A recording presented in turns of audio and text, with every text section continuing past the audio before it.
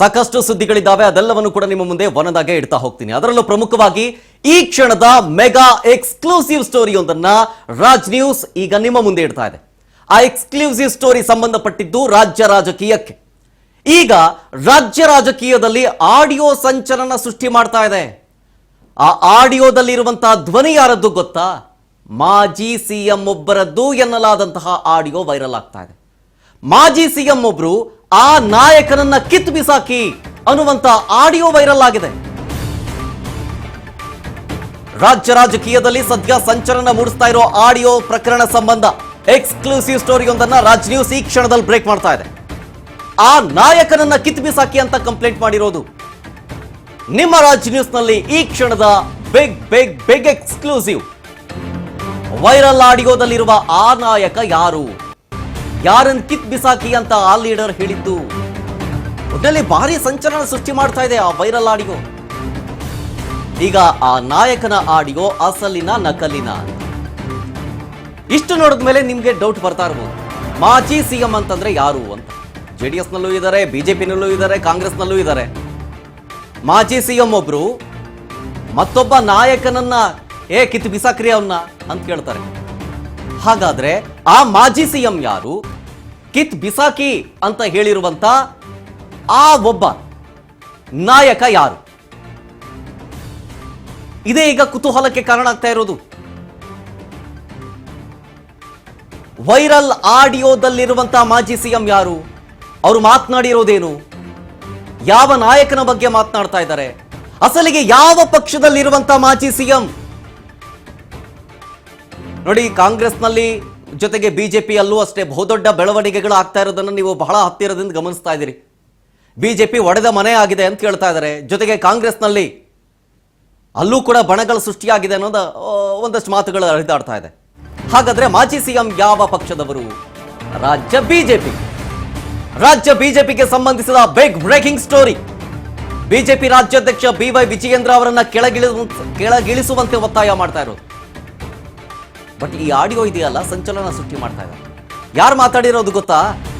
ಸದಾನಂದ ಗೌಡ್ರು. ಮಾಜಿ ಸಿಎಂ ಸದಾನಂದ ಗೌಡ್ರು ಮಾತನಾಡಿದ್ದಾರೆ ಎನ್ನಲಾದಂತಹ ಆಡಿಯೋ. ಕೇಂದ್ರದ ನಾಯಕರೊಬ್ಬರ ಜೊತೆ ಮಾತನಾಡಿದ್ದಾರೆ. ಅಕ್ಟೋಬರ್ ತನಕ ವಿಜಯೇಂದ್ರ ಮುಂದುವರಿಯಲು ಬಿಡಿ ಅಂತ ಹೇಳಿದ್ದಾರೆ ಆ ಆಡಿಯೋದಲ್ಲಿ. ನಂತರ ಅಧ್ಯಕ್ಷ ಸ್ಥಾನದಿಂದ ಕಿತ್ತು ಹಾಕಿ ಅಂದಿರುವಂತ ಆಡಿಯೋ ಅದು. ಈಗಲೇ ಕಿತ್ತಾಕ್ಬಿಟ್ರೆ ಲಿಂಗಾಯತ ವಿರೋಧಿ ಅಂತ ಆಗುತ್ತೆ, ತಕ್ಷಣ ತೆಗೆದಾಕ್ಬಿಟ್ರೆ ಪಕ್ಷಕ್ಕೆ ಡ್ಯಾಮೇಜ್ ಆಗುತ್ತೆ. ಹಾಗಾಗಿ ಕಾದು ನೋಡಿ ವಿಜಯೇಂದ್ರರನ್ನ ಕಿತ್ತು ಬಿಸಾಕಿ ಅನ್ನೋ ಮಾತಾಡಿದ್ದಾರೆ. BL ಸಂತೋಷ್ ಜೋಶಿ ಅವರಿದ್ದಾರೆ ಅಂತ ಕೇಂದ್ರದ ನಾಯಕರು ಹೇಳಿದ್ದಾರೆ. ಅದಕ್ಕೆ ಸದಾನಂದ ಗೌಡ್ರು ಮಾತನಾಡಿದ್ದಾರೆ ಎನ್ನಲಾದಂತಹ ಸಂಭಾಷಣೆಯಲ್ಲಿ ನಾನು ದೇವರನ್ನ ನಂಬಿದ್ದೀನಿ ಅಂತ ಹೇಳ್ತಾರೆ. ಸದ್ಯ ಈ ಕ್ಷಣದಲ್ಲಿ ರಾಜ್ಯ ಬಿಜೆಪಿಯಲ್ಲಿ ಬಹುದೊಡ್ಡ ಬೆಳವಣಿಗೆಗಳಾಗ್ತಾ ಇದೆ ಅನ್ನೋದಕ್ಕೆ ಈ ಆಡಿಯೋಗಳೇ ಸಾಕ್ಷಿ ಅನ್ನುವಂತ ಮಾತು ಬರ್ತಾ ಇದೆ. ಅದಕ್ಕೆ ಕಾರಣ ಮಾಜಿ ಸಿಎಂ ಸದಾನಂದ ಗೌಡ್ರು ಮಾತನಾಡಿದ್ದಾರೆ ಎನ್ನಲಾದಂತಹ ಆಡಿಯೋ ಈಗ ಎಲ್ಲ ಕಡೆ ಹರಿದಾಡ್ತಾ ಇದೆ. ಆ ಆಡಿಯೋದಲ್ಲಿ ಕೇಂದ್ರದ ನಾಯಕರೊಬ್ಬರ ಜೊತೆಗೆ ವಿಜಯೇಂದ್ರರನ್ನ ಕೆಳಗಿಳಿಸಬೇಕು ಅನ್ನುವಂತ ಒತ್ತಾಯವನ್ನ ಮಾಡಿದ್ದಾರೆ. ಇದು ಈ ಕ್ಷಣದ ಬಿಗ್ ಎಕ್ಸ್ಕ್ಲೂಸಿವ್ ಸ್ಟೋರಿ. ರಾಜ್ಯ ಬಿಜೆಪಿಗೆ ಸಂಬಂಧಪಟ್ಟಂತೆ BY ವಿಜಯೇಂದ್ರ ಅವರನ್ನ ಕೆಳಗಿಳಿಸಬೇಕು ಅಂತ ಹಲವು ದಿನಗಳಿಂದಲೂ ಕೂಡ ಕಸರತ್ತು ನಡೀತಾ ಇದೆ ಅಂತ ಬಿಜೆಪಿಯ ಒಳಗಡೆ ಇರುವಂತಹ ಒಂದು ಜನ ಹೇಳ್ತಾ ಇದ್ರು. ಮೂಲಗಳ ಮಾಹಿತಿ ಬರ್ತಾ ಇತ್ತು. ಅದಕ್ಕೆ ಬೇಕಾದಂತಹ ಬೆಳವಣಿಗೆಗಳು ಕೂಡ ಆಗ್ತಾ ಇದ್ವು. ಆದ್ರೆ ಈಗ ಈ ಆಡಿಯೋ ಯಾವ ರೀತಿಯಾಗಿ ರಾಜ್ಯ ಬಿಜೆಪಿಗೆ ಎಫೆಕ್ಟ್ ಕೊಡುತ್ತೆ? ಈಗ audio ನೋಡ್ಕೊಬನ್ನಿ. Now he is completing his president's term 3 years by November. Okay. Sir, for another 2 months, why we should create one more confusion? If you create the confusion again, the team of Vijayendra will slowly, smoothly, another 2 months we should push on this and we should send him out. Okay. Then his term is also over. Nobody can complain against the removal of the president. Okay. And even here also there may not be any confusion inside the party. Okay. I think with the planned way. Exactly. For it is July starting day after July, August, September. October, kick him out. Okay. Okay. If you do it now, his team again will relax, again they may start. But if after the completion, if he is replaced by some good man, then automatically Pradeep ji, everything will go smooth. That is my opinion. I don't say that this should be done. If there is any better options, certainly I do go along with the party. Okay. Am I right? You are absolutely right. But the double game is even played by Mr. BLS Joshi. Joshi is a major culprit man here. Sir, let it be, sir. I believe in God, sir. And because of that only, all people like me. It is not a certificate I myself giving for my credentials. But even if I get down in a bus stand, immediately 25-30 auto rickshaw drivers will come for selfie, sir. I have maintained that. I don't Now shall I tell the boss? Say one thing. I don't know whether I am right or wrong. You tell me. See, now he is completing his president's term 3 years by November. Okay. Sir, for another 2 months, why we should create one more confusion? If you create the confusion, again the team of Vijayendra will slowly, smoothly, another 2 months, we should push on this and we should send him out. Okay. Then his term is also over. Nobody can complain against the removal of the president. Okay. And even here also there may not be any confusion inside the party. Okay. I think with a planned way. Exactly. For it is July starting day after tomorrow. July, August, September. October, kick him out. Okay. Okay. If you do it now, his team again will relax, again they may start. But if after the completion, if he is replaced by some good man, then automatically Pradeep ji, everything will go smooth. That is my opinion. I don't say that this should be done. If there is any better options, certainly I do go along with the party. Okay. Am I right? You are absolutely right. But the double game is even played by Mr. BLS Joshi. Joshi is a major culprit man here. Sir, let it be, sir. I believe in God, sir. And because of that only, all people like me. It is not a certificate I myself giving for my credentials. But even if I get down in a bus stand, immediately 25-30 auto rickshaw drivers will come for selfie, sir.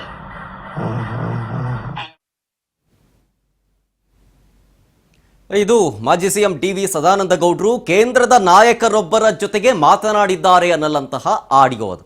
ಆ ಆಡಿಯೋದಲ್ಲಿ kick him out ಅಂತ ಹೇಳ್ತಾರೆ. ಯಾರನ್ನ? B Y. Vijayendra ಅವರನ್ನ.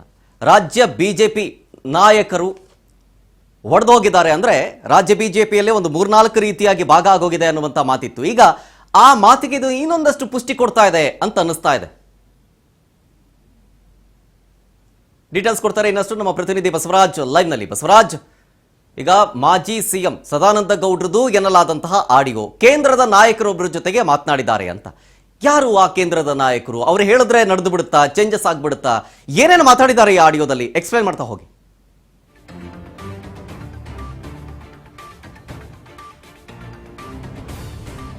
ಶರತ್, ಬಿಜೆಪಿಯಲ್ಲಿ ಪರಿಷತ್ ಚುನಾವಣೆಯಲ್ಲಿ ಅಡ್ಡ ಮತದಾನ ಆದಂತಹ ಸಂದರ್ಭದಲ್ಲಿ ಯಾರ್ದಾರ್ದು ಒಬ್ಬರದು ತಲೆದಂಡ ಆಗುತ್ತೆ ಅನ್ನುವಂಥದ್ದು ಕೂಡ ಬಹಳ ದೊಡ್ಡ ಮಟ್ಟಿಗೂ ಕೂಡ ಚರ್ಚೆ ಆಗ್ತಾ ಇತ್ತು.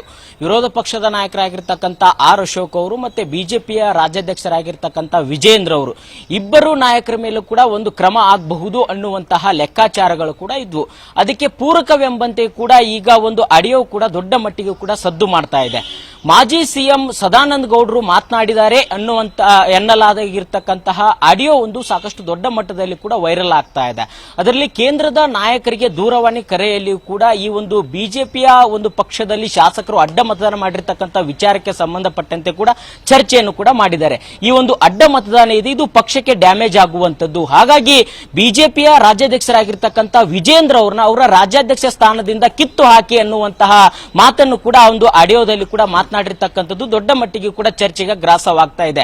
ಬಿಜೆಪಿ ಪಾಳೆ ಪಾಳ್ಯದಲ್ಲಿ ಅಡ್ಡ ಮತದಾನ ಆಗಿರ್ತಕ್ಕಂಥ ವಿಚಾರಕ್ಕೆ ಸಂಬಂಧಪಟ್ಟಂತೆ ಬಹಳ ಎಲ್ಲೋ ಒಂದು ಕಡೆ ನಾಯಕತ್ವ ಪ್ರಶ್ನೆ ಕೂಡ ಮೂಡ್ತಾ ಇತ್ತು. ವಿಜಯೇಂದ್ರ ಅವರಾಗಿರ್ಬೋದು, ವಿರೋಧ ಪಕ್ಷದ ನಾಯಕರಾಗಿದ್ದ ಆರ್ ಅಶೋಕ್ ಆಗಿರ್ಬೋದು, ಇಬ್ಬರು ನಾಯಕರ ಮೇಲೂ ಕೂಡ ಶಾಸಕರನ್ನ ವಿಶ್ವಾಸಕ್ಕೆ ತೆಗೆದುಕೊಳ್ಳುವಂತಹ ನಿಟ್ಟಿನಲ್ಲಿ ಕೂಡ ಎಲ್ಲೋ ಒಂದು ಕಡೆ ವಿಫಲರಾಗಿದ್ದಾರೆ ಅನ್ನುವಂತಹ ನಿಟ್ಟಿನಲ್ಲಿ ಕೂಡ ಚರ್ಚೆ ಆಗ್ತಾ ಇತ್ತು. ಹಾಗಾಗಿ ವಿಜಯೇಂದ್ರ ಅವರು ಕೂಡ ದೊಡ್ಡ ಮಟ್ಟಿಗೂ ಕೂಡ ಒಂದು ಡಿಸ್ಟರ್ಬ್ ಕೂಡ ಆಗಿದ್ರು. ಧರ್ಮಸ್ಥಳ ಮಂಜುನಾಥ ಸ್ವಾಮಿಯ ಒಂದು ಮೊರೆ ಕೂಡ ಹೋಗಿದ್ರು. ಯಾಕಂತಂದ್ರೆ ಅಡ್ಡ ಮತದಾನ ಆದಂತಹ ಸಂದರ್ಭದಲ್ಲಿ ಇದು ಬಿಜೆಪಿಗೆ ಕೂಡ ದೊಡ್ಡ ಮಟ್ಟದಲ್ಲಿ ಕೂಡ ಡ್ಯಾಮೇಜ್ ಆಗುವಂತದ್ದು. ಹಾಗಾಗಿ ಇದೀಗ ಸದಾನಂದ ಗೌಡರು ಕೂಡ ಈ ಒಂದು ಅಡ್ಡ ಮತದಾನ ವಿಚಾರಕ್ಕೆ ಸಂಬಂಧಪಟ್ಟಂತೆ ಕೂಡ ಮೊದಲೇ ಒಂದು ಮಾಹಿತಿಯನ್ನ ತಿಳಿಸಿದ್ರು. ಆದ್ರೂ ಸಹಿತ ಹಿರಿಯರ ಒಂದು ಮಾತನ್ನು ಕೂಡ ಕಡೆಗಣನೆ ಮಾಡಿದ್ದಾರೆ ವಿಜಯೇಂದ್ರ ಅವರು ಅನ್ನುವಂತ ಆರೋಪಗಳು ಕೂಡ ಇದ್ದು, ಸದಾನಂದ ಗೌಡರು ಕೂಡ ಅದನ್ನೇ ಬಹಿರಂಗವಾಗಿ ಕೂಡ ಒಂದು ಮಾಧ್ಯಮಗಳಿಗೂ ಕೂಡ ಪ್ರತಿಕ್ರಿಯೆ ಕೂಡ ಕೊಟ್ಟಿದ್ರು. ಆದ್ರೆ ಇದೀಗ ಸದಾನಂದ ಗೌಡ್ರೆ ಮಾತನಾಡಿದ್ದಾರೆ ಅನ್ನುವಂತ ಆಡಿಯೋ ಕೂಡ ವೈರಲ್ ಆಗಿರ್ತಕ್ಕಂಥದ್ದು. ಕೇಂದ್ರದ ನಾಯಕರೊಬ್ಬರ ಜೊತೆ ಕೂಡ ಮಾತನಾಡಿದ್ದಾರೆ. ಈಗಲೇ ಕೂಡ ಅವ್ರನ್ನ ರಾಜ್ಯಾಧ್ಯಕ್ಷ ಸ್ಥಾನದ ಕಿತ್ತೊಗೆಯಬೇಡಿ, ಒಂದು ಅಕ್ಟೋಬರ್ ಬಳಿಕ ಅಂದ್ರೆ ಕೆಲವೊಂದಿಷ್ಟು ಒಂದು 3 ತಿಂಗಳ ಕಾಲಾವಕಾಶ ಕೊಡಿ, ಅದಾದ ಬಳಿಕ ಅವ್ರನ್ನ ರಾಜ್ಯಾಧ್ಯಕ್ಷ ಸ್ಥಾನದಿಂದ ಕಿತ್ತು ಹಾಕಿ. ಒಂದು ವೇಳೆ ಈಗಲೇ ಅವ್ರನ್ನ ರಾಜ್ಯಾಧ್ಯಕ್ಷ ಸ್ಥಾನದಿಂದ ಕಿತ್ತು ಹಾಕಿದ್ರೆ ಎಲ್ಲೋ ಒಂದ್ ಕಡೆ ಮತ್ತೆ ಬಿಜೆಪಿ ಲಿಂಗಾಯತ ವಿರೋಧಿ ಅನ್ನುವಂತಹ ಹಣೆಪಟ್ಟವನ್ನು ಕಟ್ಕೊಳ್ಬೇಕಾಗುತ್ತೆ. ಹಾಗಾಗಿ ಕಾದು ನೋಡಿ, ಒಂದು 3 ತಿಂಗಳ ಕಾದು ನೋಡಿ, ಸೆಪ್ಟೆಂಬರ್ ಒಳಗೆ ಅವ್ರನ್ನ ಬಿಜೆಪಿಯ ರಾಜ್ಯಾಧ್ಯಕ್ಷ ಸ್ಥಾನದಿಂದ ಕಿತ್ತು ಹಾಕಿ ಅನ್ನುವಂತಹ ಮಾತನ್ನು ಕೂಡ ಸದಾನಂದ ಗೌಡರು ಆಡಿದ್ದಾರೆ ಅನ್ನುವಂತ ಆಡಿಯೋ ಏನಿದೆ ದೊಡ್ಡ ಮಟ್ಟಿಗೆ ಕೂಡ ಸದ್ದು ಮಾಡ್ತಾ ಇದೆ. ಯಾಕಂತಂದ್ರೆ ಹಿರಿಯ ಸಹಜವಾಗಿ ಕೂಡ ಒಂದು ಪಕ್ಷದ ವಲಯದಲ್ಲಿ ಒಂದು ದೊಡ್ಡ ಮಟ್ಟದ ಬೆಳವಣಿಗೆ ಆದಂತಹ ಸಂದರ್ಭದಲ್ಲಿ ಅದನ್ನ ಕೇಂದ್ರದ ನಾಯಕರಿಗೆ ಒಂದು ತಿಳಿಸುವಂತ ಪ್ರಯತ್ನ ಶಾಸಕರಾಗಿರ್ಬೋದು, ಮತ್ತೆ ಮಾಜಿ ಸಿಎಂಗಳಾಗಿರ್ಬೋದು, ಮತ್ತೆ ಪಕ್ಷದ ಮುಖಂಡರು ಕೂಡ ಮಾಡುವಂತ ಪ್ರಯತ್ನ ಎಲ್ಲ ಪಕ್ಷದಲ್ಲೂ ಕೂಡ ಇದೆ. ಅದರಂತೆ ಕೂಡ ಬಿಜೆಪಿ ಪಾಳ್ಯದಲ್ಲೂ ಕೂಡ ಅಡ್ಡ ಮತದಾನ ಆದಂತಹ ಸಂದರ್ಭದಲ್ಲಿ ಹಿರಿಯ ನಾಯಕರು ಮತ್ತೆ ಮಾಜಿ ಸಿಎಂ ಆಗಿರ್ತಕ್ಕಂಥ ಸದಾನಂದ ಗೌಡರು ಕೂಡ ಕೇಂದ್ರದ ನಾಯಕರ ಜೊತೆ ಮಾತನಾಡಿದ್ದಾರೆ, ರಾಜ್ಯಾಧ್ಯಕ್ಷರನ್ನ ಕಿತ್ತು ಹಾಕಬೇಕು ಅನ್ನುವಂತ ಪದವನ್ನ ಬಳಸಿದ್ದಾರೆ ಅನ್ನುವಂಥದ್ದು ಕೂಡ ಈಗ ಚರ್ಚೆ ಕೂಡ ಆಗ್ತಾ ಇದೆ. ಹಾಗಾಗಿ ಸದಾನಂದ ಗೌಡ್ರೆ ಮಾತನಾಡಿದ್ದಾರೆ ಅನ್ನುವಂಥದ್ದು ಆದ್ರೆ ಎಲ್ಲೋ ಒಂದ್ ಕಡೆ ಈಗ ಬಿಜೆಪಿ ಪಾಳ್ಯದಲ್ಲಿ ಒಂದು ತಲೆದಂಡ ಆಗುವಂತದ್ದು ಫಿಕ್ಸ್ ಅನ್ನುವಂಥದ್ದು. ಕೇಂದ್ರದ ನಾಯಕರ ಜೊತೆ ಏನ್ ಮಾತನಾಡಿದ್ರೆ ಅವರು ಕೂಡ ಹೇಳಿದ್ದಾರೆ, ಇದನ್ನೆಲ್ಲವನ್ನು ಕೂಡ ನಾವು ಕೂಡ ಗಮನಿಸ್ತಾ ಇದ್ದೇವೆ, ಇದಕ್ಕೆಲ್ಲವೂ ಕೂಡ BL ಸಂತೋಷ್ ಅವರಿದ್ದಾರೆ, ಪ್ರಹ್ಲಾದ್ ಜೋಶಿ ಅವರಿದ್ದಾರೆ, ಅವರೆಲ್ಲರೂ ಕೂಡ ನೋಡ್ಕೊಳ್ತಾರೆ ಅನ್ನುವಂತ ಮಾತನ್ನು ಕೂಡ ಹೇಳಿದ್ದಾರೆ. ಆ ಒಂದು ಸಂದರ್ಭದಲ್ಲಿ ಸದಾನಂದ ಗೌಡರು ಹೇಳಿದ್ದಾರೆ, ನಾನು ದೇವರನ್ನು ನಂಬಿದ್ದೇನೆ, ಆಗುವಂತ ವಿಚಾರವನ್ನ ತಮ್ಮ ಮುಂದೆ ವ್ಯಕ್ತಪಡಿಸಿದ್ದೇನೆ, ಮುಂದೆ ಕ್ರಮ ಕೈಗೊಳ್ಳಬೇಕಾಗಿರ್ತಕ್ಕಂಥದ್ದು ತಮಗೆ ಬಿಟ್ಟ ವಿಚಾರ ಅನ್ನುವಂತ ಮಾತನ್ನು ಕೂಡ ಹೇಳಿದಂತೆ ಕೂಡ ಆಡಿಯೋದಲ್ಲಿ ಕೂಡ ಇರುವಂತದ್ದು. ಹಾಗಾಗಿ ಸದಾನಂದ ಗೌಡರು ಮಾತನಾಡಿದ್ದಾರೆ ಅನ್ನುವಂಥದ್ದು ಇನ್ನೂ ಕೂಡ ಪ್ರೂವ್ ಆಗಿಲ್ಲ, ಆದ್ರೆ ಅವರೇ ಮಾತನಾಡಿದ್ದಾರೆ ಅನ್ನುವಂತ ಆಡಿಯೋ ಕೂಡ ವೈರಲ್ ಆಗ್ತಾ ಇದೆ. ಹಾಗಾಗಿ ಇದು ಬಿಜೆಪಿ ಪಾಳ್ಯದಲ್ಲಿ ದೊಡ್ಡ ಮಟ್ಟಿಗೆ ಕೂಡ ಎಫೆಕ್ಟ್ ಆಗುವಂತದ್ದು. ಶರತ್, ಎಸ್, ಹೊರಟಲ್ಲೇ ಇರಿ ಬಸವರಾಜ್, ಒಂದು ಅಪ್ಡೇಟ್ ಇದೆ, ಮತ್ತೊಮ್ಮೆ ಮಾತನಾಡಿಸ್ತೀನಿ ನೋಡಿ. ಸದ್ಯಕ್ಕೆ ವೈರಲ್ ಆಗಿರುವಂತಹ ಆಡಿಯೋ ಇದೆಯಲ್ಲ, ಇದು ಅಸಲಿನ ನಕಲಿನ ಸದಾನಂದ ಗೌಡರು ಮಾತನಾಡಿದ್ದಾರೆ ಎನ್ನಲಾದಂತಹ ಆಡಿಯೋ ಈಗ ರಾಜ್ಯ ರಾಜಕಾರಣದಲ್ಲಿ ಭಾರಿ ಸಂಚಲನ ಮೂಡಿಸ್ತಾ ಇದೆ. ರಾಜ್ಯಾಧ್ಯಕ್ಷ ಸ್ಥಾನದಿಂದ BY ವಿಜಯೇಂದ್ರ ಅವರನ್ನ ಇಳಿಸಬೇಕು ಅಂತ ಆ ಆಡಿಯೋದಲ್ಲಿ ಒತ್ತಾಯ ಮಾಡಿದ್ದಾರೆ ಕೇಂದ್ರದ ನಾಯಕರೊಬ್ಬರಿಗೆ. ಪರಿಷತ್ ಅಡ್ಡ ಮತದಾನದ ಬೆನ್ನಲ್ಲೇ ಈ ಆಡಿಯೋ ವೈರಲ್ ಆಗಿರೋದ್ರಿಂದ ನಾನಾ ರೀತಿಯ ಅನುಮಾನ ಹುಟ್ಟುಹಾಕ್ತಾ ಇದೆ. ವೈರಲ್ ಆಡಿಯೋ ಸತ್ಯಾಸತ್ಯತೆ ಮಾತ್ರ ಇನ್ನೂ ಸಸ್ಪೆನ್ಸ್ ಆಗಿದೆ. ನಿಜಕ್ಕೂ ಸದಾನಂದ ಗೌಡ್ರೆ ಮಾತನಾಡಿರೋದಾದು ಅಥವಾ ಬೇರೆಯವರೇನಾದ್ರೂ ಮಾತನಾಡಿದಾರಾ ಅಂತ. ಈಗ ಆಬ್ವಿಯಸ್ಲಿ ಈಗ ಯಾರ್ದೋ ಒಂದು ಆಡಿಯೋ ವೈರಲ್ ಆಯ್ತು ಅಂತ ತಕ್ಷಣ ಅದನ್ನ ಕನ್ಫರ್ಮೇಶನ್ ಬಯಾಸ್ನಲ್ಲಿ ಹೇಳಕ್ಕಾಗೋದಿಲ್ಲ. ಯಾಕಂದ್ರೆ ಇವಾಗ ನಾವು 2026 AI ಯುಗದಲ್ಲಿದ್ದೀವಿ. AI ಯುಗದಲ್ಲಿ ಇರಬೇಕಾದ್ರೆ ಯಾವುದು ಅಸಲಿ ಯಾವುದು ನಕಲಿ ಅಂತ ಹೇಳಿ ಬಹಳ ಕಂಡುಹಿಡಿಯೋದು ಬಹಳ ಕಷ್ಟ. ಫೈನ್, ಈ ಆಡಿಯೋ ವಿಚಾರಕ್ಕೆ ಸಂಬಂಧಪಟ್ಟಂತೆ ಮಾಹಿತಿ ಕೊಡ್ತಾ ಇದ್ರು ನಮ್ಮ ಪ್ರತಿನಿಧಿ ಬಸವರಾಜ್. ಈಗ ಆಡಿಯೋ ಅಸಲಿನ ನಕಲಿನ ಅನ್ನೋದು ಗೊತ್ತಾಗಬೇಕು ಅಂತಂದ್ರೆ ಈಗ ಮತ್ತೊಮ್ಮೆ ತನಿಖೆ ಆಗಬೇಕು. ತನಿಖೆ ಆದ್ಮೇಲೆ ನಾನಾ ರೀತಿಯ ಬೆಳವಣಿಗೆಗಳಾಗುತ್ತೆ, ಅದರಲ್ಲಿ ಗೊತ್ತಾಗುತ್ತೆ ಅಸಲಿಯತ್ ಏನು ಅಂತ. ಅದರ ಜೊತೆಗೆ ಈ ಆಡಿಯೋ ಅಸಲಿನ ನಕಲಿನ ಅನ್ನೋದರ ಜೊತೆಗೆ ಈಗ ಅವ್ರ ಆಡಿಯೋದಲ್ಲಿ ಹೇಳ್ತಾ ಇದ್ರು, ಈಗಲೇ ಏನಾದ್ರೂ ನಿರ್ಧಾರ ತಗೊಂಡ್ಬಿಟ್ರೆ ಲಿಂಗಾಯತಿ ವಿರೋಧಿ ಒಂದು ಪಟ್ಟಿ ಬಂದ್ಬಿಡುತ್ತೆ ಅಂತ. ಯಾಕೆ ಅಕ್ಟೋಬರ್ ಆದ್ಮೇಲೆ ಬರೋದಿಲ್ವಾ? ಯಾವ ರೀತಿಯಾಗಿ ಅವರು ಥಿಂಕ್ ಮಾಡಿ ಹೇಳಿದ್ರು ಅದನ್ನ?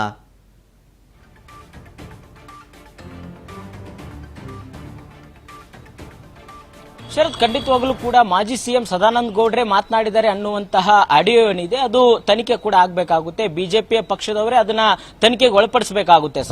ಸದಾನಂದ ಗೌಡ್ರೆ ಮಾಡಿದಾರಾ ಅಥವಾ ಅದನ್ನ AI ಇಲ್ಲಿಂದ ಕ್ರಿಯೇಟ್ ಮಾಡಿದಾರಾ, ಹೀಗೆ ಹಲವು ರೀತಿಯ ಅನುಮಾನಗಳು ಕೂಡ ವ್ಯಕ್ತವಾದಂತಹ ಸಂದರ್ಭದಲ್ಲಿ ಬಿಜೆಪಿ ಪಕ್ಷವೇ ಅದಕ್ಕೊಂದು ಕ್ಲಾರಿಟಿ ಕೊಡಬೇಕಾಗುತ್ತೆ. ಅದು ಕೂಡ ಮುಂದಿನ ದಿನದಲ್ಲಿ ಬೆಳವಣಿಗೆ ಕೂಡ ಆಗ್ಬಹುದು. ಯಾಕಂತಂದ್ರೆ ಒಬ್ಬ ರಾಜ್ಯಾಧ್ಯಕ್ಷರ ವಿಚಾರಕ್ಕೆ ಸಂಬಂಧಪಟ್ಟಂತೆ ಕೂಡ ಅವ್ರನ್ನ ಕಿತ್ತು ಹಾಕಿ ಅನ್ನುವಂತಹ ಒಂದಿಷ್ಟು ಸಂಭಾಷಣೆ ಏನು ಮಾತನಾಡಿದ್ದಾರೆ ಅದನ್ನ ತನಿಖೆ ಮಾಡಿಸಬೇಕಾಗುತ್ತೆ. ಬಿಜೆಪಿ ಪಕ್ಷ ಕೂಡ ಅದಕ್ಕೆ ಒಂದು ಕ್ಲಾರಿಟಿ ಕೂಡ ನೀಡಬೇಕಾಗುತ್ತೆ. ಆದ್ರೆ ಅದರ ಜೊತೆಗೆ ಒಂದ್ ಕಡೆ ಈಗ ಸದಾನಂದ ಗೌಡ್ರೆ ಮಾತನಾಡಿದ್ದಾರೆ ಅನ್ನುವಂಥದ್ದು ಪ್ರೂವ್ ಆದ್ರೆ ಅಥವಾ ಅವ್ರು ಮಾತನಾಡಿದ್ದಾರೆ ಅನ್ನುವಂಥದ್ದು ಆದ್ರೆ ಕೂಡಲೇ ರಾಜ್ಯಾಧ್ಯಕ್ಷರ ಒಂದು ಕಿತ್ತ ಹಾಕ್ತಾರೆ ಅನ್ನುವಂಥದ್ದು ಏನಿಲ್ಲ. ಅವರ ಅಭಿಪ್ರಾಯವನ್ನು ಕೂಡ ಅವರು ವ್ಯಕ್ತಪಡಿಸಿದ್ರೆ ಇದನ್ನು ಕೂಡ ಬಿಜೆಪಿ ಹೈಕಮಾಂಡ್ ನಾಯಕರು ಗಂಭೀರವಾಗಿ ಪರಿಗಣಿಸ್ತಾರೆ. ಯಾಕಂದ್ರೆ ಈಗ ರಾಜ್ಯ ಬಿಜೆಪಿಯಲ್ಲಿ ಕೂಡ ಸಾಕಷ್ಟು ಒಂದು ಕಡೆ ಅಸಮಾಧಾನ ಇದೆ, ಶಾಸಕರ ಅಸಮಾಧಾನ ಕೂಡ ಇದೆ ಅನ್ನುವಂಥದ್ದು. ಅದಕ್ಕೆ ಉದಾಹರಣೆ ಎಂಬಂತೆ ಪರಿಷತ್ ಚುನಾವಣೆಯಲ್ಲಿ ಅಡ್ಡ ಮತದಾನ ಮಾಡುವಂತದ್ದಾಗಿರಬಹುದು. ಇವೆಲ್ಲವೂ ಕೂಡ ಎಲ್ಲ ಒಂದ್ ಕಡೆ ಬಿಜೆಪಿ ಕೇಂದ್ರದ ನಾಯಕರು ಕೂಡ ಇದ್ರ ಬಗ್ಗೆ ಗಮನ ಹರಿಸ್ತಾ ಇದ್ದಾರೆ, ಗಂಭೀರವಾಗಿ ಪರಿಗಣನೆ ಕೂಡ ತೆಗೆದುಕೊಂಡಿದ್ದಾರೆ. ಹಾಗಾಗಿ ಈಗ ಸದಾನಂದ ಗೌಡ್ರೆ ಮಾತನಾಡಿದ್ದಾರೆ ಅನ್ನುವಂಥದ್ದಾದ್ರೆ ಅದನ್ನ ಪ್ರೂವ್ ಮಾಡಿ ಅದ್ರ ಬಗ್ಗೆ ಕೂಡ ತನಿಖೆ ಮಾಡಬೇಕಾಗುತ್ತೆ, ಅಥವಾ ಪಕ್ಷದ ಬಿಜೆಪಿಯ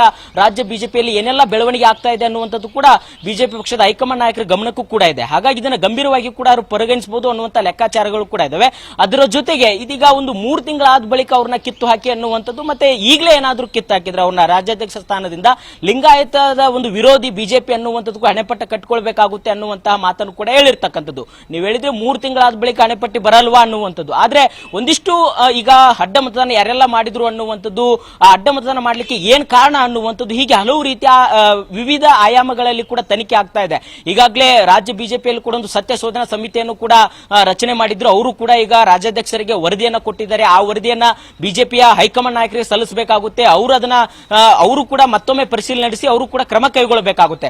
ಈ ಒಂದು ಪ್ರಕ್ರಿಯೆ ಆದ ಬಳಿಕ ಒಂದಿಷ್ಟು ಕ್ರಮ ಆದ್ರೆ ನಿಜಕ್ಕೂ ಕೂಡ ಪಕ್ಷದ ವಲಯದಲ್ಲಿ ಈ ರೀತಿಯಾಗಿರ್ತಕ್ಕಂಥ ಡ್ಯಾಮೇಜ್ ಆಗಿದೆ.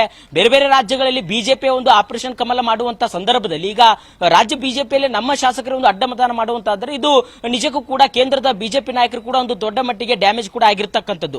ಹಾಗಾಗಿ ಇದನ್ನ ಗಂಭೀರವಾಗಿ ಪರಿಗಣಿಸಿ ಒಂದು 3-4 ತಿಂಗಳು ಅದನ್ನ ಪರಿಶೀಲನೆ ನಡೆಸಿ ಅಡ್ಡ ಮತದಾನ ಆಗಿರ್ತಕ್ಕಂಥ ಹಿನ್ನೆಲೆಯಲ್ಲಿ ಮತ್ತೆ ಪಕ್ಷದಲ್ಲಿ ಒಂದಿಷ್ಟು ಶಾಸಕರ ವಿಶ್ವಾಸಕ್ಕೆ ತೆಗೆದುಕೊಳ್ಳುವಂತಹ ನಿಟ್ಟಿನಲ್ಲಿ ಬಿಜೆಪಿಯ ರಾಜ್ಯಾಧ್ಯಕ್ಷರಾಗಿರ್ತಕ್ಕಂಥ ವಿಜೇಂದ್ರ ಅವರು ವಿಫಲರಾಗಿದ್ದಾರೆ ಅನ್ನುವಂಥದ್ದು, ಹೀಗೆ ಹಲವು ರೀತಿಯ ಕಾರಣಗಳನ್ನ ಮುಂದಿಟ್ಟುಕೊಂಡು ಅವ್ರನ್ನ ರಾಜ್ಯಾಧ್ಯಕ್ಷ ಸ್ಥಾನದಿಂದ ತೆಗೆದ್ರೆ ಯಾವುದೇ ರೀತಿ ವಿರೋಧಿ ಹನಿಪಟ್ಟ ಅನ್ನುವಂಥದ್ದು ಆಗೋದಿಲ್ಲ ಅನ್ನುವಂಥ ಲೆಕ್ಕಾಚಾರಗಳು ಕೂಡ ಸದಾನಂದ ಗೌಡ್ರಿಗೆ ಇರಬಹುದು. ಶರತ್, ಮತ್ತೊಂದು ಕಡೆ ಬಸವರಾಜ್, ಈಗ ಈ ಆಡಿಯೋ ವೈರಲ್ ಆದ ಬೆನ್ನಲ್ಲೇ ಅಧ್ಯಕ್ಷರು ಮಾತನಾಡುವಂತ ಪ್ರಯತ್ನ ಏನಾದರೂ ಮಾಡಿದ್ರಾ, ಅಥವಾ ನೀವೇನಾದ್ರೂ ಕಾಂಟ್ಯಾಕ್ಟ್ ಮಾಡಕ್ಕೆ ಟ್ರೈ ಮಾಡಿದ್ರಾ ವಿಜಯೇಂದ್ರ ಅವರು ಈ ಆಡಿಯೋ ಬಗ್ಗೆ ಏನ್ ಹೇಳ್ತಾರೆ ಏನು ಎತ್ತ ಅಂತ?